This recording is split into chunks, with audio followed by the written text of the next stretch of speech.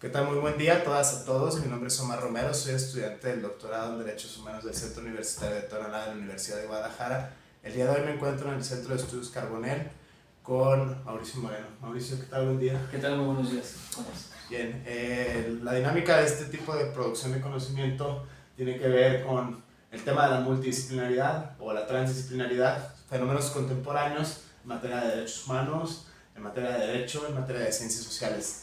Al respecto, Mauricio, para pregunta inicial, ¿cuáles son, según tus perspectivas, según tus aproximaciones teóricas? Tengo entendido que vienes de la sociología en Es este correcto. aspecto, formaciones como filósofo, entonces es prácticamente este mismo ánimo de tener un diálogo multidisciplinario sobre fenómenos contemporáneos que mal que bien nos competen a todos como ciudadanos, ¿no? En la contemporaneidad. ¿Cuáles son desde tus perspectivas, desde tus, digamos, marcos epistémicos, estos desafíos a los cuales en el siglo XXI nos enfrentamos como sociedad? Bueno, yo creo que hay un gran abanico de temas que se tienen que ver desde la multidisciplina, desde mi perspectiva y desde la trinchera sociológica. Yo creo que no podemos dejar pasar los grandes cambios políticos que se están suscitando en Latinoamérica, en Europa, por ejemplo, el regreso de los gobiernos de derecha en Sudamérica, lo que está sucediendo en nuestro país con este gobierno actual. Otro tema que creo que es importante desde la visión multidisciplinaria es cómo se están moldeando las nuevas relaciones sociales a partir de las inteligencias artificiales y lo que viene a partir de ese momento, ¿no? Hay mucha expectativa, por ejemplo, en este momento sobre si estas nuevas tecnologías van a quitarle trabajo a las personas, si va a moldear de una diferente forma la economía o inclusive al mismo orden de cómo se llevan a cabo las relaciones sociales, ¿no? Las cuestiones económicas sobre todo. Por supuesto también creo que el tema de la inclusión es algo importante porque está en el debate del día a día, ¿no? En la charla de los amigos, en los discursos políticos. También creo que es un tema que no está terminado, que sigue causando mucho estigma hacia ciertas comunidades en específico, y yo creo que desde cualquier ámbito científico, las ciencias duras, las ciencias sociales, el derecho, la filosofía, pues se tiene que examinar, se tiene que estudiar, porque pues es algo que pues no solamente está en boga, que las nuevas generaciones están empujando muchísimo los temas de la inclusión, del lenguaje inclusivo, sino también pues para ya, digamos, ver hacia adelante, ¿no? Estos temas, si esta manera en cómo se está ya formando la sociedad, pues va a continuar así, si se va a definir, porque ha habido mucho estilo y afloje respecto a ciertos, por ejemplo, al lenguaje inclusivo, ¿no? A si está bien decir ellos, ellos, o cómo se identifican las personas, ¿no? Entonces, esto engloba todas las disciplinas, ¿no? Desde el libre desarrollo de la personalidad con el derecho, desde la forma en cómo se relacionan las personas con la sociología. Entonces, de esos hay muchísimos temas. Por ejemplo, también puede ser la cuestión del cambio climático, que cada vez se están viendo más los efectos naturales sobre esta situación en particular, lo que acaba de ocurrir, por ejemplo, aquí en nuestro país, ¿no? En el puerto de Acapulco. Y lo que también viene respecto a eso, pues creo que son temas de urgencia, ¿no? Yo creo que ese lo pondría como en un primer lugar porque pues va a definir el rumbo de la humanidad, ya no digamos las culturas, la sociedad, sino la humanidad en general en los próximos años.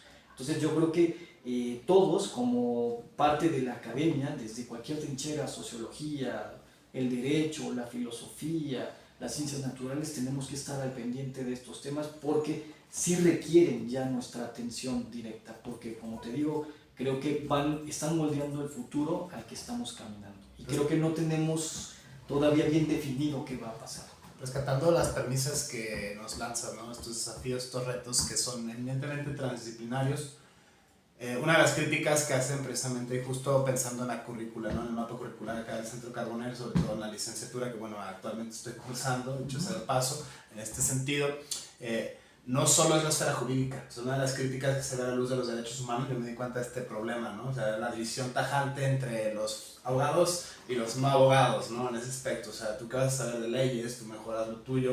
En ese aspecto me quedo con esto sobre las ciencias de la complejidad, ¿no? En este aspecto, algo más holístico, algo que trasciende, lo mencionabas algo muy bien, me pareció en este aspecto, la humanidad en general, ¿no? Son cambios fenómenos que los constituyentes no pensaban, por ejemplo, ¿no? O sea, se va a acabar el planeta si seguimos en este orden, ¿no? Pero el derecho ambiental, los derechos prácticamente que tienen no solo entidades humanas, ¿no? Los derechos de la naturaleza, los patrimonios, o sea, prácticamente hay quienes sostienen que eso es el fundamento de todo lo demás, ¿no? En términos hasta el Papa, ¿no? Habla sobre las encíclicas, ¿no? Cuidar la casa común, incluso la noción más tajante, más clásica de economía, ¿no? El oikos nomos en este aspecto es como cuidar el medio ambiente, sobre todo pienso los tiempos que corren, ¿no? Lo mencionábamos hace unas charlas con gente muy distinta, gente muy reconocida en este aspecto, que vienen desde el derecho, la filosofía, la política, y es precisamente este reto multidisciplinario que se tiene que dar desde un enfoque, ¿no? Una de las críticas más grandes que hay sobre todo de los derechos humanos es que la esfera jurídica no corresponde o no da cuenta de precisamente el aspecto social, o no da cuenta precisamente del panorama político, que bueno, en México personalmente se viene muy interesante, creo yo, ¿no? Las elecciones están a la vuelta, ¿no? 2024, puede que sí haya un cambio, ¿no? Las amenazas constantes a la división de poderes, eso se nota bastante en el discurso. Desde tu punto de vista, Mauricio, ¿qué herramientas discursivas podemos tener en el presente, atendiendo a estas ciencias complejas, ¿no? Atendiendo a los fenómenos que corren en el siglo XXI, vertiginosos cambios a nivel, digamos, internacional, a nivel global, y que empiezan a verse de una forma u otra en los ámbitos nacional, estatal, incluso local, ¿no? O sea, hay quienes apuestan por un desarrollo de una filosofía moral, o sea, prácticamente si quieres cambiar el mundo, primero cámbiate a ti, ¿no? En ese aspecto cambia tus entornos, tus comunidades epistémicas inmediatas, y el mismo problema que se enfrenta tanto desde la esfera del derecho como desde la esfera de la academia. Desde este punto de vista, sino una especie de diagnóstico, una especie de ver el futuro, ¿qué herramientas nos pueden servir para poder pensar estos fenómenos tan cambiantes, tan mutables, tan vertiginosos, ¿no? Que corremos como humanidad, lo mencionas ahora? Pues precisamente en esta misma línea creo que los estudios interdisciplinarios son de suma importancia para ver los aspectos desde todas las esferas posibles. Desde por ejemplo, el cambio climático, desde la cuestión de las ciencias naturales, desde cómo está afectando, por ejemplo, los cambios de tiempo o de clima en ciertas zonas. Y por ejemplo, ahí cómo va a haber nuevas, pues quizá, no sé, cambios regulatorios, cambios normativos, o sea, es que todo, digamos que anteriormente teníamos la idea de que ciertos asuntos solo le competían a una trinchera epistémica, y en realidad hay asuntos que ya van más allá de todo eso y que tienen que hacer suma de todos los conocimientos para poder, en pro, como en teoría la ciencia debe de ser, en pro de la humanidad, en pro de mejorar nuestras condiciones de vida, pues todas ir como hacia el mismo camino desde los diferentes enfoques, ¿no?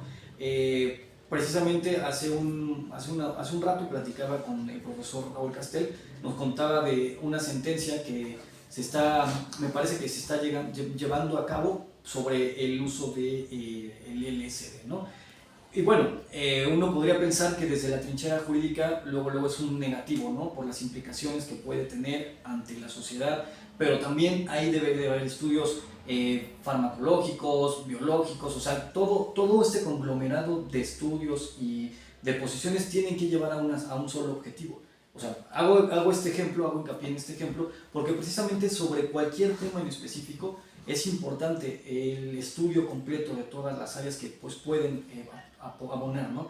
Desde la cuestión filosófica, por ejemplo, en el cambio climático, de si realmente la industria o la forma en cómo estamos produciendo está afectándonos a nosotros mismos, ¿no? Hay posturas que dicen, pues es que tenemos que seguir produciendo porque hay demanda hay demanda alimenticia, hay demanda de automóviles, etcétera, etcétera, entonces no podemos impedir esta producción, pero hay posturas filosóficas que dicen es que esta sobreproducción que incluso es innecesaria nos está llevando a estas catástrofes, en realidad no es una cuestión natural. Lo que está pasando con el cambio climático es nuestra responsabilidad, entonces ahí está la postura filosófica. Ahora, viene, por ejemplo, se me ocurre la cuestión jurídica, cómo darle estructura y normativa, por ejemplo, a las grandes industrias, allá no utilizar ciertos elementos en la fabricación de X o Y o de cualquier cosa. Entonces, con base en esto, creo que todas las disciplinas tienen que juntarse para hablar sobre estos temas, los que expongo sobre la mesa, porque al final pues puede haber muchas conclusiones, pero si nos sesgamos más hacia una o hacia otra, pues quizá no sea la mejor conclusión y no se arregle ese problema o no se discuta de la mejor forma, ¿no?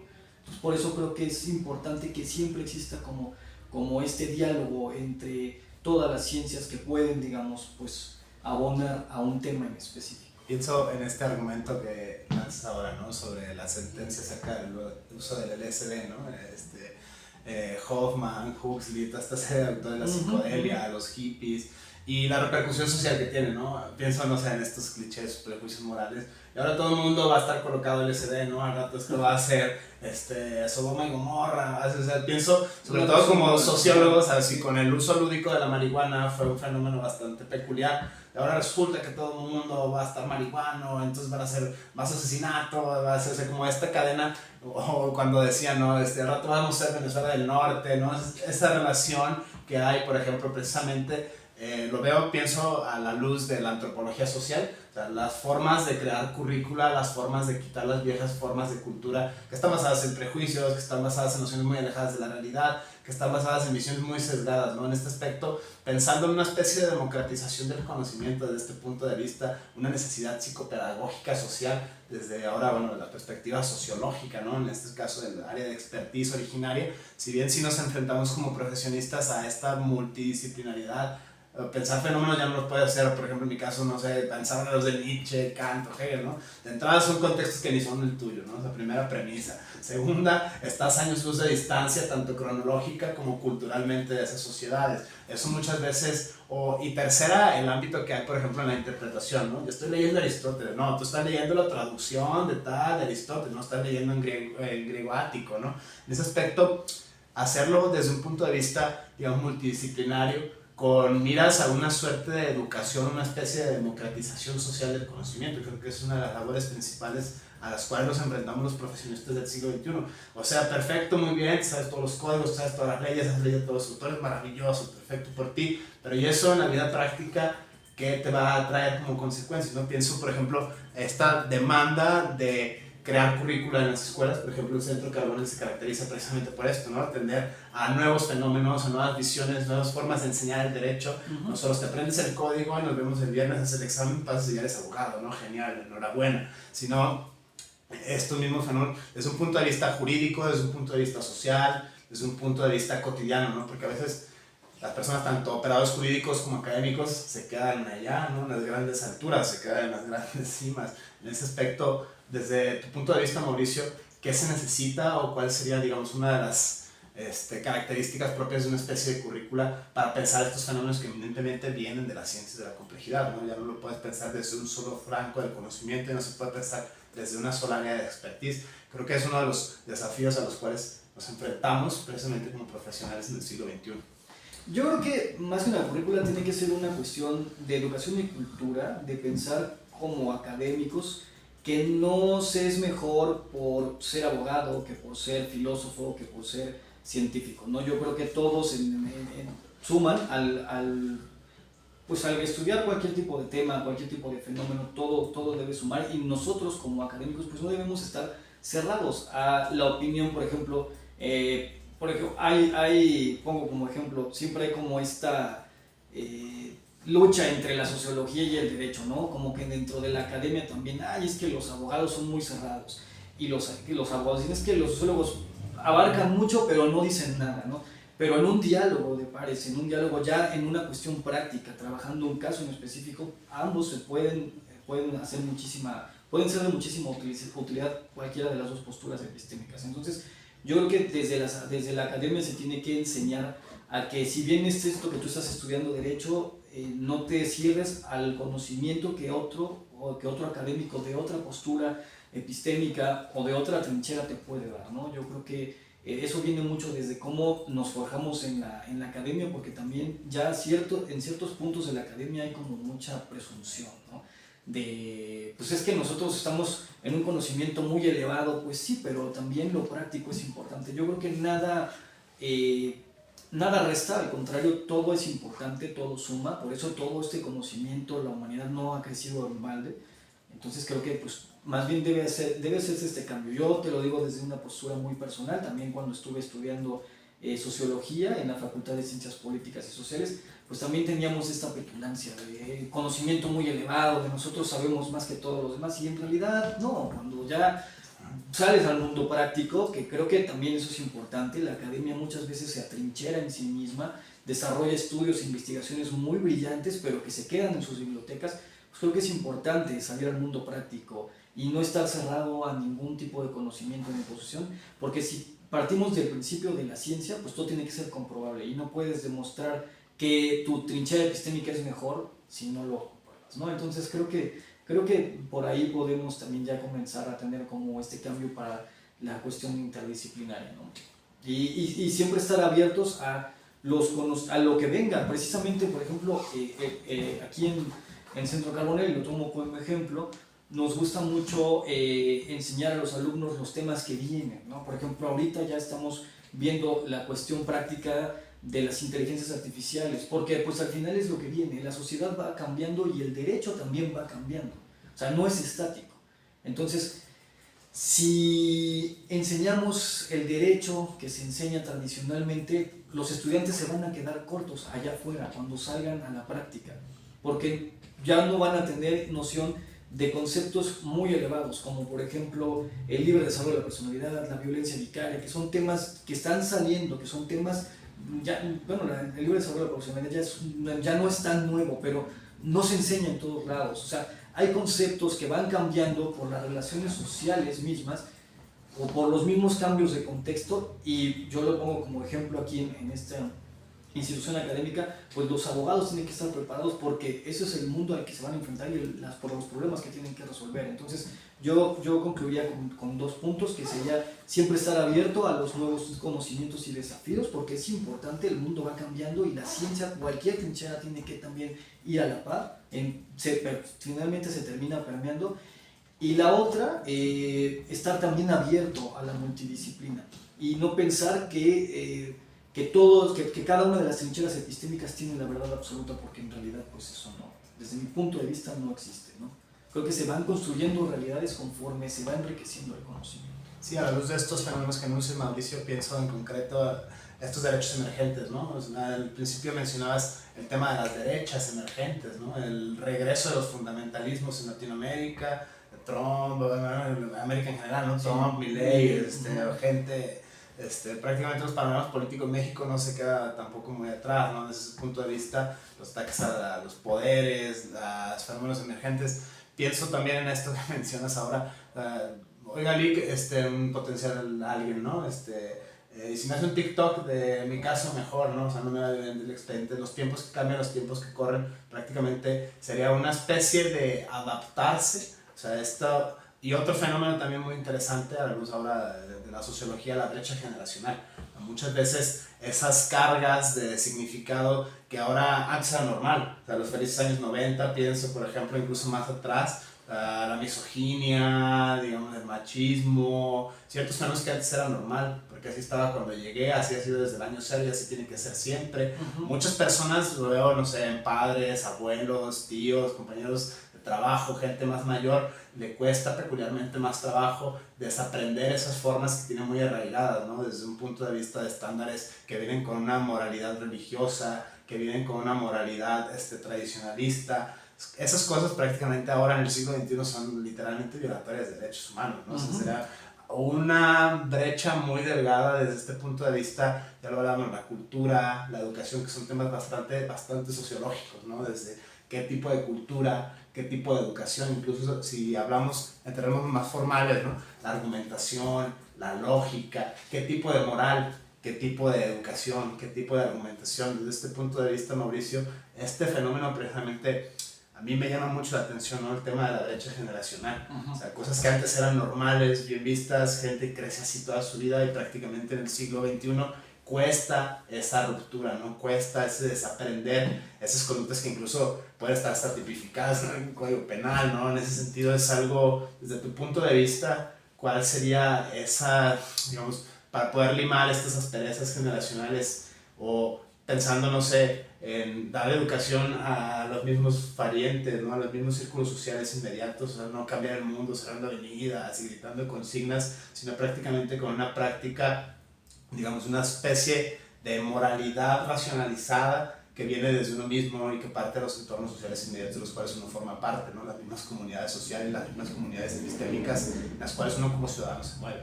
Desde tu punto de vista, ¿cómo se puede, digamos, lidiar, paliar, cambiar? No sé qué verbo prefieras utilizar en este aspecto, pero sí es un fenómeno que a mí peculiarmente me llama mucho la atención. Bueno, yo creo que una forma de lidiar es entender que es muy normal cualquier cambio de estos cambios paradigmáticos en la manera en que pensamos, por ejemplo, ahora el género, ¿no? Que es, antes pues solamente nos basábamos en hombre y mujer, y era todo, esa es verdad absoluta. Pero la sociedad misma siempre está cambiando, eso es cíclico. Vamos a ponerlo con los ejemplos de cultura. A mí me encantan los estudios de juventudes y de cultura. Este cambio entre por ejemplo, el cambio que significó en los años 60 pasar de la onda hippie, ¿no? A esta juventud rebelde que por fin se identifica y se separa del mundo adulto. Ahora está pasando exactamente lo mismo, pero ese mundo adulto, esa generación boomer, que en algún momento fue hippie, que en algún momento fue rebelde, ve con ojos de terror casi, y muy moralinos la forma en cómo ahora son los jóvenes, pero es normal, o sea, es un cambio cíclico. El mismo discurso no se puede adaptar a todas las sociedades ni a todos los tiempos. Entonces yo creo que una forma de lidiar y de entenderlo como en una cuestión de consolación filosófica es que siempre vamos a ver estos cambios. Cuesta trabajo, es una realidad, porque el que te digan que el mundo ya no es plano, sino redondo como tú lo imaginabas, pues cuesta, ¿no? Porque parece que viviste engañado toda la vida. Pero así así es como siempre ha sido. O sea, no lo hemos visto, pero en realidad siempre existen estos cambios. Siempre va a haber gente que piense diferente y que el pro de mejorar o quizá no de mejorar, pero de hacer visibles cosas que antes nos parecían completamente impensables, pues va a ser subversivo, va a intentar de poner los cambios de golpe y así. Eso es una cuestión cíclica que se puede experimentar siempre. Es difícil, te digo, hacer como estos cambios de pensamiento, de conciencia, pero en realidad es una cuestión que siempre va a estar pasando. Porque, como te digo, la sociedad siempre está en movimiento, siempre está en cambio. Entonces, es una cuestión normal. O sea, yo creo que para hacerlo más sencillo a nuestra forma de pensar, hay que tomar que es normal estos cambios, ¿no? Y que siempre van a ser las nuevas generaciones las que estén empujando estos cambios porque tienen otra forma de pensar, ¿no? Entonces, a lo mejor ahorita en nosotros que estamos como en esta transición entre la generación X y los centennials que chocan muchísimo en sus formas de pensar, pues nos quedaremos con algunas cosas y habrá otras que ya no aceptemos, porque también creo que eso es normal. También yo no repruebo el hecho de que mucha gente no quiera cambiar su forma de pensar, tampoco es tan sencillo, ¿no? Y también lo que yo creo que sí está mal es tachar a los demás por no querer pensar como tú, ¿no? O sea, más bien yo creo que no es una cuestión que tiene que ser abrupta, sino con educación, encontrando el razonamiento del por qué las cosas son así, ¿no? Y entonces la gente lo puede entender, pero no puedes venir a decir, es que hoy ya lo que tú creías que es blanco ahora es negro, y así tiene que ser, y si no lo consideras así está mal. O sea, eso no es educación, me parece que hasta es coerción. Entonces creo que sí tiene que haber, con todo cambio de pensamiento, con todo cambio de forma de ver, de cosmovisiones, tiene que haber también educación que le haga entender a la gente el por qué están pasando estos cambios, el por qué ahora estas juventudes se identifican incluso ya sin un género, ¿no? Que eso le cuesta mucho trabajo a la gente entender. Yo me asumo que en su momento, cuando vino toda esta onda, también me costó mucho trabajo, porque no es lo que enseñan, no es lo que aprendes ni lo que te enseñan en la escuela ni en la familia. Tú te formas con ciertos valores culturales y con ciertas deber ser, ¿no? de quién eres, y que ahora venga todo este cambio, pues cuesta, pero también si uno está informado, si uno lo ve desde una cuestión de educación y lo comprende, entonces dice, esto es verdad, y tal vez yo no me siento identificado con ello, pero lo respeto y dejo que fluya y que sea, ¿no? Entonces yo creo que esa podría ser una manera de lidiar, como dijiste. Vale. A manera de conclusión, Mauricio, desde estos tópicos que, bueno, eminentemente tocan el corazón de los derechos humanos, ¿no? La axiología, la pluralidad axiológica, mis valores, muchas personas tienden a pensar que mis valores son más valiosos a priori porque pues son míos. En ese aspecto es una postura, lo acabas de tocar así como le diste el clavo, vaya, en este aspecto es el relativismo axiológico, el relativismo cultural, el relativismo social. Nosotros hoy somos jóvenes, quizá mañana ya no, ¿no? En ese aspecto, y vamos a ser los nuevos boomers del mañana, ¿no? En este aspecto va a ser la misma evolución social, estamos sujetos, digamos, a este cambio, ¿no? Es la misma dinámica social, incluso el derecho mismo como disciplina, al margen o no de las ciencias sociales, ha tenido que amoldarse, ha tenido que adaptarse a los mismos cambios generacionales, a los mismos fenómenos sociales. Ese punto es algo muy interesante porque tendemos a priori a pensar que nuestros valores son los únicos que valen porque pues son los nuestros, son los de toda la vida, así me educó mi abuelita, así me educó mi padrecito, así me educó la escuela, así me educó la academia y un largo etcétera, ¿no? Podemos poner en este punto de vista, es un tema eminentemente sociológico. Y filosófico, porque a lo mejor no hago una buena remembranza de la caverna, ¿no? No recuerdo de estos principios filosóficos en los que tú pues construyes tu realidad de acuerdo a lo que ves. Entonces, si tú consideras que lo bueno es lo único que tienes a la mano, pues así va a ser siempre, ¿no? Pero creo que más bien desde la academia se tiene que enseñar, incluso desde la educación básica, que pues todo es cambiable y todo es moldeable y que lo que hoy es azul, mañana puede ser morado, porque así es, ¿no? Y sobre todo más en estas cuestiones sociales, ¿no? Quizá en las ciencias naturales no tanto, quizá el frío siempre sea frío y el fuego siempre queme, pero pues en la cuestión social es mucho más complejo y creo que desde la educación en casa, desde la educación básica y sobre todo en la academia, pues se tiene que enseñar a que pues estamos sujetos siempre a ese cambio y quizás sea más fácil hasta lidiar con todo eso. Este fenómeno, Mauricio, ya para terminar ahora sí con esta, o sea, en este aspecto sería el relativismo axiológico, el pluralismo social. O sea, pienso, por ejemplo, en los conflictos que surgen a la luz de los pueblos originarios. Ciertos códigos, ciertas pautas que tienen ellos, o sea, prácticamente es mi cultura, incluso no solo con los pueblos originarios, ¿no? Si se puede aplicar a cualquier sociedad, una sociedad más liberal, una sociedad más secularizada, ¿no? Temas de religión, temas de política, temas de libertades sexuales y reproductivas. En ese aspecto, ¿cómo se va o ¿cuál sería desde tu punto de vista como sociólogo la apuesta para poder tratar estos fenómenos? O sea, ¿apostarías por la educación, apostarías por la cultura, apostarías, digamos, por una democratización del conocimiento en virtud de los tiempos que corren? O sea, la era digital, la inteligencia artificial, ahora es más fácil, ¿no? Ahora cualquiera puede hacer su canal de YouTube, ¿no? Ahora cualquiera puede difundir conocimientos a ciertas comunidades epistémicas, eso quizá algo monopolio de las comunicaciones en generaciones pasadas. Todos estos fenómenos son eminentemente cambios sociales y pienso sobre el que acabas de enunciar, ¿no? El relativismo axiológico, el relativismo cultural. Esto prácticamente a nivel constitucional todos somos libres e iguales ante la ley, perfecto, maravilloso, pero te topas con el otro y muchas veces ahí es donde empiezan los problemas, ¿no? O sea, en la práctica social, o sea, lo comentamos incluso con operadores jurídicos, es algo muy interesante. Las convenciones, las constituciones, los tratados internacionales de derechos humanos o no, dicen una cosa. Sin embargo, la realidad te da otra cara, ¿no? La corrupción, el nepotismo, la cultura, muchas veces uno tiende a pensar que, bueno, con esto cambia el mundo, ¿no? O quizá todavía más idílico, ¿no? La juventud, ¿no? Cuando era joven, ¿no? En ese aspecto tenía esta idea. ¿Cómo se puede enfrentar una de esas realidades que son evidentemente realidades sociales? O sea, esto no viene constitucionalizado ni está en ningún tratado internacional. Los fenómenos, digamos, culturales, socioculturales, a mí personalmente me apasiona bastante la antropología social por ese tipo de fenómenos, ¿no? Cómo se describe desde otras técnicas, desde la etnografía, desde la experiencia vivida de los sujetos. Mencionabas ahora el estudio de las juventudes, que creo que es un área bastante interesante de pensar y repensar la propia realidad cognitiva y socioemocional en la cual uno está inserto,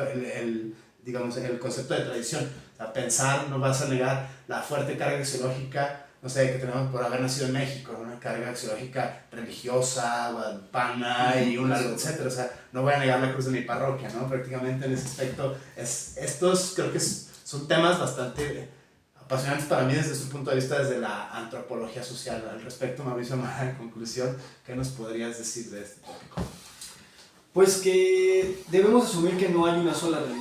Hay realidades y que todo se debe adecuar a esas realidades, ¿no? O sea, por ejemplo, mencionas esta cuestión de las leyes. Bueno, pues yo ya hago tales leyes, yo creo que pueden aplicar para todos, pero también, cruzando con esto que decías de los pueblos originarios, ojo, o sea, no todo lo que uno regula desde la visión occidental, pues aplica para todos, ¿no? Entonces, Es un tema que tal vez siempre se esté debatiendo, quizá no lleguemos a una verdad absoluta sobre eso, pero creo que asumiendo el hecho de que hay diferentes realidades y de que el conocimiento se tiene que adecuar a esas realidades y no esas realidades al conocimiento, podemos hacer mucho, ¿no?